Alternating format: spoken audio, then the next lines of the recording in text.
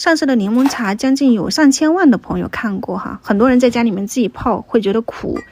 如果红茶哈，我没有按照契约搭档它那种浓度，我会在它泡的原有基础上，我放一点点凉白开在里面兑开1:50、1:60的这个比例，或者是你嫌麻烦，你直接去买这种花茶、绿茶或者是苏打水。柠檬用的还是上一次我自己买的这个海南的香水柠檬，因为只剩这一个了，我就搭配了在超市看的这个10块钱2个的黄柠檬哈，就搭配的来用，把它们都消耗掉。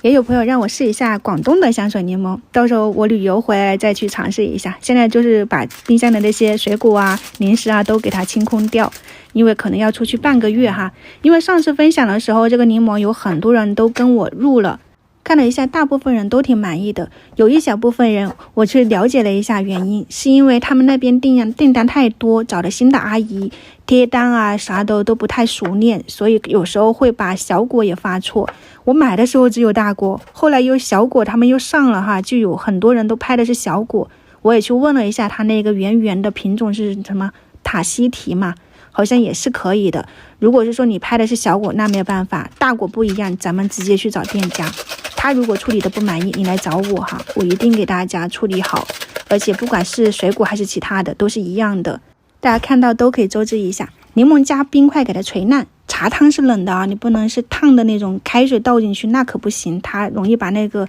柠檬皮给它烫熟，烫的那种苦涩味完全都出来了。糖浆还是之前用的冰糖加水熬的那个黄糖浆，有很多朋友现在都不愿意放这种，就放了一点点蜂蜜。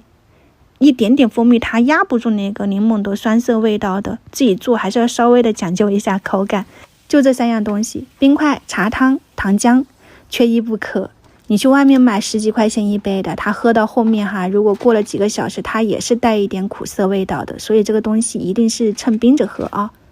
刚做好的是最好喝的。就这样了，拜拜。